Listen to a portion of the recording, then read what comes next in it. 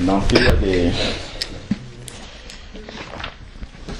des paroles qui ont été dites qui m'ont rappelé un passage.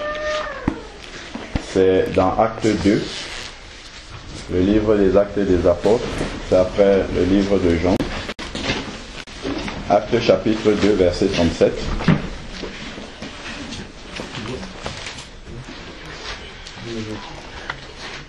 En fait, c'est ce passage-là que vous avez, par la grâce de Dieu et sous sa conduite, sous la direction du Saint-Esprit, vous avez accompli cette parole-là. Alors, Acte chapitre 2, verset 37. C'était le jour de la Pentecôte où les disciples avaient reçu l'effusion du Saint-Esprit. Et ensuite, il y avait beaucoup de personnes à Jérusalem. La Bible nous dit les gens de toutes les nations, parce qu'il y avait un événement mondial qui était en train de se produire, parce que le Seigneur voulait effectivement que dans toutes les nations, qu'il y ait des témoins qui apportent le message dans ces nations-là pour dire ce qui s'est créé, parce que l'Église du Seigneur est justement pour sauver toutes les âmes de toutes les origines, de toutes les nations, de tous les arrière-plans et de toute l'humanité. Voilà. Et donc ce qui s'est passé, c'est que Pierre a prêché ce jour-là, donc il a donné la parole de vie. Et ensuite, au verset 37, il y a des personnes qui étaient là, qui ont été convaincues de péché dans leur cœur. Ce n'est pas Pierre qui les a convaincus, mais c'est la parole qui a été donnée. Le Saint-Esprit a utilisé cette parole-là pour pouvoir convaincre les cœurs. Comme la Bible dit dans Jean 16 au verset 8, que le Saint-Esprit a été donné pour convaincre le monde de péché, de justice et de jugement. Donc c'est le Saint-Esprit qui a utilisé la parole qui a été prêchée pour amener la conviction de péché dans le cœur. Et immédiatement, quand quelqu'un est convaincu de péché, en fait, son cœur est touché, et c'est cette personne-là, en reconnaissant son état et en réalisant que son état est un état de mort, en fait, dans cette personne-là veut revenir à la vie. Et c'est ce qui s'est passé là au verset 37. Ayant eu ces choses, ils furent touchés ils furent touchés dans leur cœur, parce que là ils utilisent des mots anciens un peu, en leur cœur, et ils dirent, donc ils ont fait une action, ils ont vraiment voulu sortir de cet état-là, et c'est ce que vous avez fait, de prendre l'initiative de dire, bon, maintenant on a entendu le message, c'est quoi la suite? On ne va pas en rester là. Si le Seigneur permet que cela vienne jusqu'à nos oreilles, ça veut dire qu'il veut que nous sortions de cet état-là, parce que cette parole-là est tombée, parce que le Seigneur voit notre état et il nous a révélé cet état-là. Donc ensuite, maintenant, ils ont donc posé cette question-là. Il dit à Pierre et aux autres apôtres, hommes frères, que ferons-nous? Qu'est-ce qu'il faut faire maintenant? Comment je fais pour sortir de cet état-là? Comment je fais pour sortir de mon état de pécheur? Et Pierre leur dit, convertissez-vous. Dans les autres versions, c'est repentez-vous. Et que chacun de vous soit baptisé. La suite de la repentance, c'est le baptême. Immédiatement. Et par conséquent, chacun de vous recevra le don du Saint-Esprit, ce dont on a besoin pour marcher dans la victoire sur le péché en tant qu'enfant de Dieu.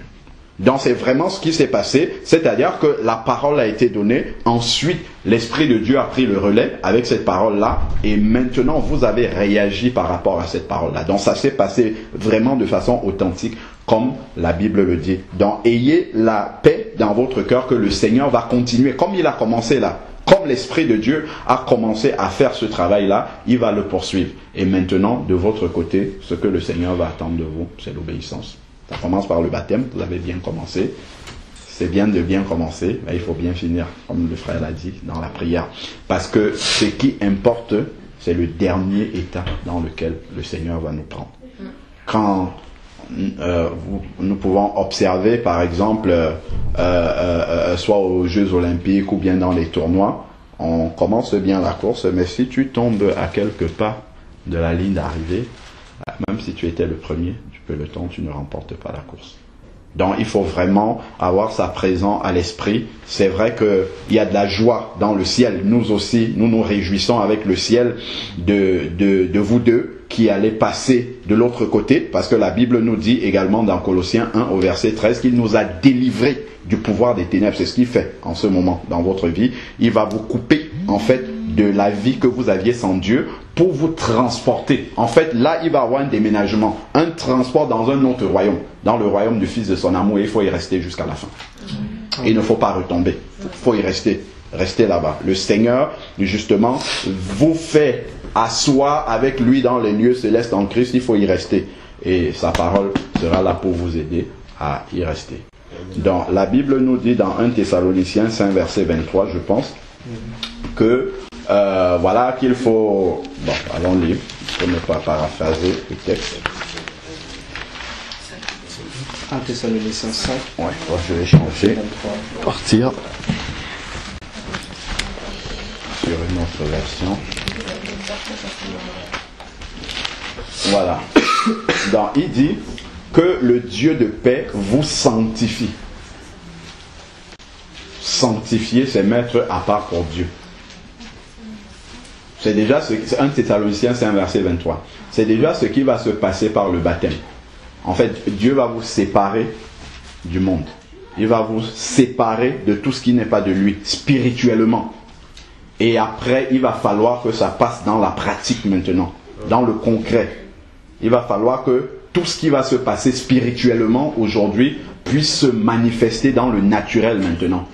Donc, il dit que le Dieu de paix vous sanctifie lui-même tout entier. Et quand il dit tout entier, c'est pour dire toutes les dimensions qu'il y a dans l'être humain. Et il va dire tout entier que tout votre être, l'être est composé de quoi? L'esprit, l'âme et le corps. Donc, il y a ces trois aspects-là. L'esprit, l'âme et le corps soient conservés. Les trois doivent être conservés sans reproche à l'avènement du Seigneur. Donc vous voyez quel est l'objectif ici, c'est que à l'avènement du Seigneur, que je sois vivant ou que je sois déjà dans la tombe, que je sois prêt. Que je sois dans le bon état. Que je sois toujours là où le Seigneur m'avait posé dans les lieux célestes en Christ. Que je ne sois pas retombé. Donc, Éphésiens 2, au verset 1, va nous dire, vous étiez morts par vos offenses. Donc, à cause du péché, le péché met une séparation entre Dieu et nous. Comme le dit aussi Ésaïe 59, je crois, versets 1 et 2. Ce sont vos fautes qui mettent une barrière, qui nous empêche d'être en contact avec Dieu. C'est ce qu'on a vu aussi dans le jardin d'Éden avec Adam, qui était en communion avec Dieu. Dieu venait s'entretenir avec Adam tous les jours et Adam était content d'être dans la présence de Dieu. Mais lorsque Adam a désobéi et qu'il entend la voix du Seigneur parcourir le jardin, cette voix qu'il appréciait là, il va aller se cacher maintenant. Il va aller se cacher et le Seigneur va dire, mais pourquoi? Où es-tu, Adam? Non, j'ai entendu ta voix et je me suis caché. Pourquoi il s'est caché? Le Seigneur va lui demander, as-tu mangé de l'arbre dont je t'avais défendu? As-tu transgressé ma loi? C'est ça qui a mis la barrière entre l'homme et Dieu. C'est le péché. Et c'est ça qui a mis la séparation, qui a coupé spirituellement l'homme de Dieu. Voilà pourquoi il dit, pour vous, vous étiez morts par vos péchés. C'est-à-dire que votre esprit était dans la mort. Votre esprit n'était plus en contact avec Dieu. C'est ça qui veut dire vous étiez morts. Votre esprit n'était plus en contact avec Dieu. Quand le Seigneur nous fait revenir à la vie spirituellement, ce qui va se passer aujourd'hui, quand on parle de nouvelle naissance, c'est qu'il va redonner vie à votre esprit et reconnecter votre esprit à Dieu. Pour que vous soyez maintenant en connexion avec lui. Voilà pourquoi désormais vous allez pouvoir prier Dieu et entendre le retour. Qu'avant, les païens, ils peuvent prier aussi. Mais entendre le retour, il faut avoir l'équipement nécessaire. Dieu est esprit. Il faut que ceux qui l'adorent, l'adorent en esprit et en vérité. Donc si tu n'as pas l'esprit, c'est comme ici, il y a certainement des radios qui sont en train d'émettre. mais on n'entend pas, il n'y a pas de bruit de radio ici. Mais si tu branches un poste radio, tu tires l'antenne, là tu vas commencer à capter les fréquences et tu vas entendre ce qu'ils disent. Donc Dieu parle, mais si tu n'as pas l'esprit, bah, tu ne captes pas, tu ne comprends pas ce qu'il dit.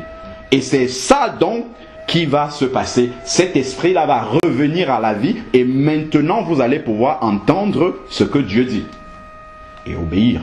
C'est ça le but, c'est d'entendre pour obéir. Voilà.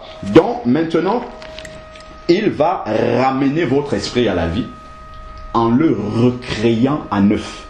Parce qu'on sait bien qu'à la base, Dieu a créé l'homme à son image. L'homme était dans la perfection que Dieu, à la ressemblance de Dieu, comme la parole de Dieu le dit. Avec le péché, l'image de l'homme a été déformée, transformée, ainsi de suite.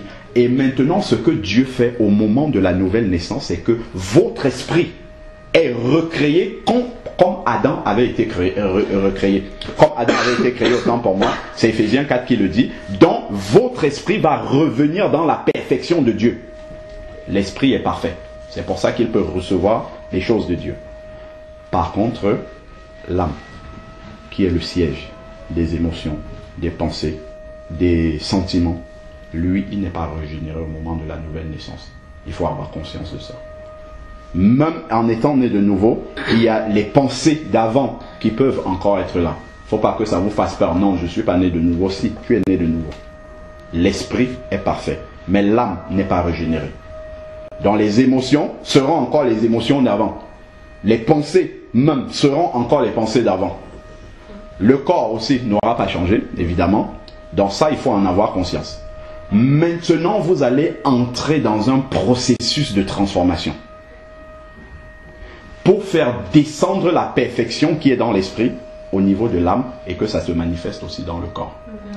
Vous allez entrer dans une éducation comme l'enfant qui vient de naître. Quand il arrive dans sa famille, bah, il n'a pas de repère. Et il a tout à apprendre. En fait, c'est ce qui va se passer maintenant. C'est-à-dire que vous allez entrer dans un nouveau monde où vous avez tout à apprendre. Il faut vraiment pouvoir avoir conscience que je dois mettre de côté tout ce qui était mes repères, mes façons de raisonner, et ainsi de suite. Je dois les déposer de côté. C'est ça, accepter Jésus comme son Seigneur. C'est-à-dire de lui soumettre désormais ma volonté et de lui demander, Seigneur, que veux-tu que je fasse? En tout point. C'est dans ce processus de transformation. Pierre va nous dire, dans 1 Pierre 2, désirez comme des enfants nouveau-nés le lait non frelaté de la parole. 1 Pierre, chapitre 2, versets 1 à 3. Rejetez toute méchanceté et toute fraude, hypocrisie, envie, médisance, ainsi de suite. Et ensuite, il va dire au verset 2, désirez comme des enfants nouveau-nés. L'enfant nouveau-né, on n'a pas besoin de lui dire qu'il faudrait qu'il prenne sa tétée, il va commencer à pleurer tout seul. Et on va comprendre qu'il a un besoin. C'est ce qui va se passer. En fait, Dieu va mettre, en faisant renaître votre esprit. L'esprit, en fait, se nourrit de cette parole-là. Donc, c'est pourquoi, en fait, la soif de manger cette parole-là, Dieu va la mettre en vous. En fait, c'est parce que votre esprit est revenu à la vie. Et qu'il se nourrit de cette parole. Comme l'enfant, lui, se nourrit de lait. Et normalement, quand on est né de nouveau, véritablement, selon la parole de Dieu, ce qu'on désire et qu'on apprécie, c'est le lait non frelaté. C'est la véritable parole. C'est la parole authentique. C'est pour ça que Jésus dit dans Jean 10, « Mes brebis entendent ma voix et elles me suivent. » Elles ne suivront pas un étranger. Donc, quand on a vraiment accepté le Seigneur de tout son cœur, quand on entend une parole qui n'est pas celle de Dieu véritablement, ça nous... Prenez un enfant nouveau-né, vous allez, au lieu de lui donner du biberon, donnez-lui du jus d'orange par exemple. C'est sucré. Mais l'enfant, c'est pas ça qui correspond à l'étape où il est. L'enfant, dès qu'il naît, il y a un liquide qui sort du sein maternel qui n'est même pas le lait, c'est le colostrum là, voilà. L'enfant, il s'agrippe à ça, c'est parce que c'est ça qu'il lui faut maintenant, et il le sait, et il l'apprécie. De la même manière, l'enfant qui est nouvellement né spirituel, spirituellement, aura cette attirance, cette appétence, cette soif, cette envie de dévorer cette parole-là. Amen. Parce qu'ils découvrent tout en fait. Vous voyez souvent les enfants, quand ils commencent à avoir un peu de repères dans leur environnement, ils touchent à tout. Il veut tout découvrir. Il a tout à apprendre. Quand l'enfant, surtout quand il commence à marcher un petit peu là, il touche à tout, il essaye tout, ainsi de suite. Bon, les parents sont là maintenant à côté pour recadrer. Attention, ne mets pas la main dans le feu, parce que ça, c'est dangereux pour toi. Et c'est ça que la parole de Dieu va vous apporter. Donc, il faut vraiment mettre toute sa confiance dans cette parole-là, la méditer, la manger, pour qu'elle puisse renouveler votre intelligence spirituelle. Afin de discerner, c'est Romains 12, verset 2, afin de discerner la volonté de Dieu. Parce que comme votre âme n'est pas régénérée, c'est la parole de Dieu qui va renouveler votre âme à l'intérieur, qui va changer vos sentiments, pour les transformer, comme dit Philippiens 2, pour que vous ayez les sentiments de Christ. Pour que vous ayez les mêmes centres d'intérêt que Dieu. En fait, c'est en lisant cette parole. Si quelqu'un naît de nouveau, il se baptise, il laisse la parole de Dieu de côté, en fait, il ne sera pas renouvelé. Il ne sera pas transformé. C'est cette parole-là qui va venir transformer progressivement l'âme à l'intérieur si nous obéissons. Parce que si on n'obéit pas, il n'y aura pas la transformation. Peu importe le type d'enseignement, de méditation qu'on peut avoir, ça, la croissance spirituelle sera fonction de notre obéissance. Regardons dans Jean. Jean chapitre 14, je crois c'est le verset 21 qui parle de cela. Jean chapitre 14.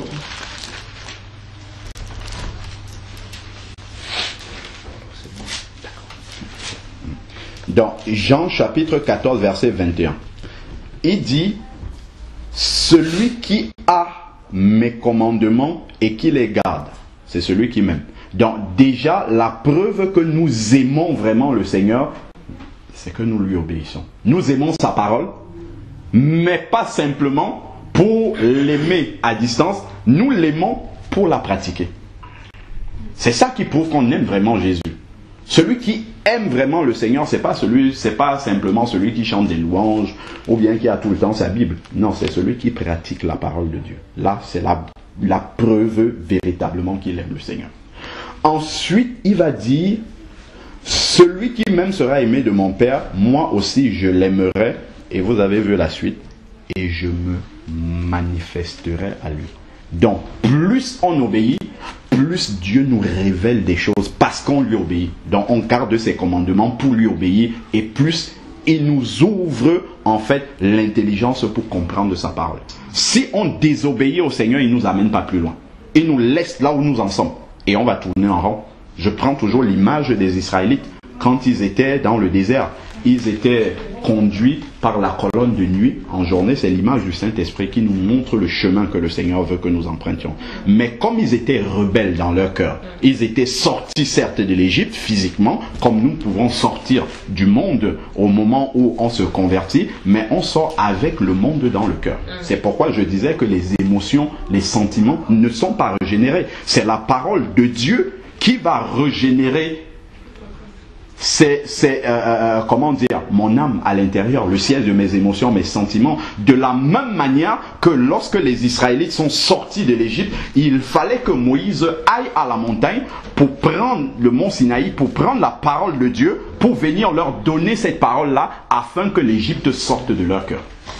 Mais eux, ils n'ont pas laissé, pour la plupart, l'Égypte sortir de leur cœur en entendant la parole de Dieu et en y obéissant. Les murmures étaient là. Et qu'est-ce qui s'est passé? La colonne de nuit, dans la journée, la colonne de feu, la nuit, ont commencé à boucler comme ça, tourner en rond. Le désert, qui pouvait être traversé en 40 jours, ils ont fait 40 ans. 1 Corinthiens 10 nous parle de tout ce qui s'est passé dans le désert. De tous ceux qui sont entrés, seuls 2 de la génération sont sortis. Et il dit que ceci a été écrit pour notre instruction.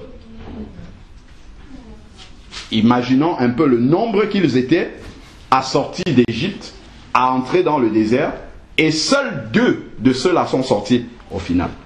Il nous dit que cela a été écrit pour notre instruction. Que cela ne nous fasse pas peur.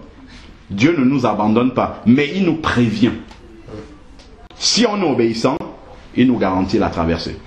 Mais si on est rebelle, on tourne comme les Israéliens. Jusqu'à ce qu'on obéisse. C'est comme ça, quand Dieu, on parlait des épreuves tout à l'heure, Dieu permet qu'on entre dans une épreuve. Tant qu'on n'a pas compris la leçon, on est dans l'épreuve, on boucle. Quand on aura compris, Dieu nous fait passer à une étape supérieure. Donc, celui qui va le plus rapidement croître spirituellement, c'est celui qui lit cette parole, qui médite et qui obéit. Plus il obéit, plus Dieu lui en révèle, parce que Dieu ne veut pas révéler à quelqu'un des choses qu'il ne va pas mettre en pratique. Ça arrive, ça va enfler la connaissance ici. Mais plus on obéit, plus il dit, je me manifesterai à lui. Donc la clé de la croissance spirituelle, c'est l'obéissance à la parole de Dieu. Je lis, je médite pour obéir. Et le Seigneur me révèle davantage afin que j'obéisse toujours et que je produise du fruit.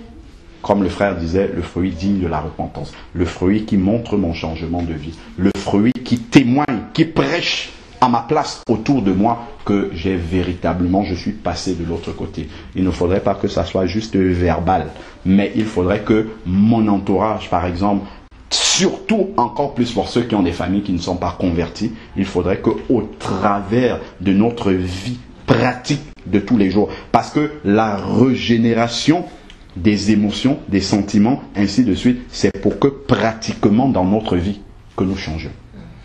Que le fruit authentique de la nouvelle naissance soit visible par ceux qui ne connaissent pas Jésus.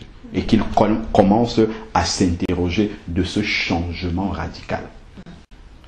Comme Jésus dit dans Jean 3 à Nicodème, celui qui est né de l'Esprit, en fait, il compare au vent, en fait. On ne voit pas le vent, c'est comme la nouvelle naissance, on ne la voit pas matériellement, mais on en perçoit les effets. Si on ouvre là et que le vent s'ouvre, on va voir des objets qui sont un peu légers commencer à bouger dans tous les sens. En fait, c'est l'image de la transformation de la vie.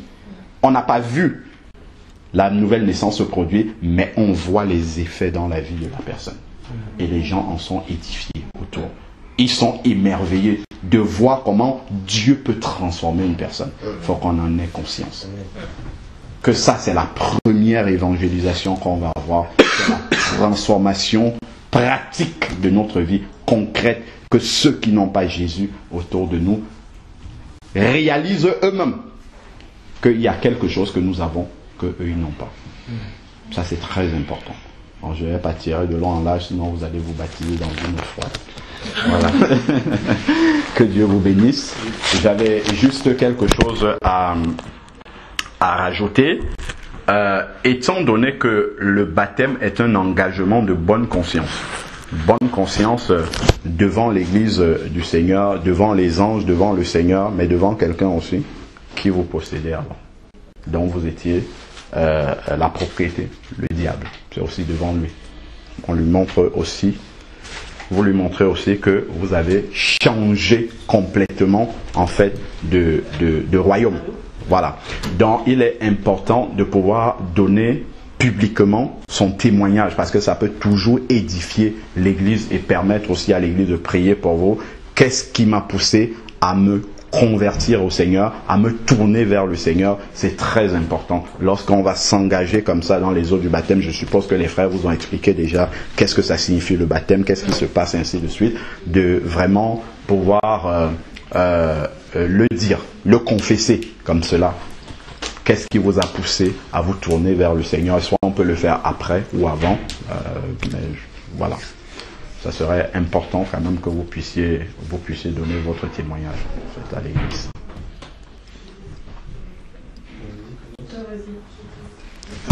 Maintenant ou après? Enfin, ça va être long. Non, moi je sais pas très bien.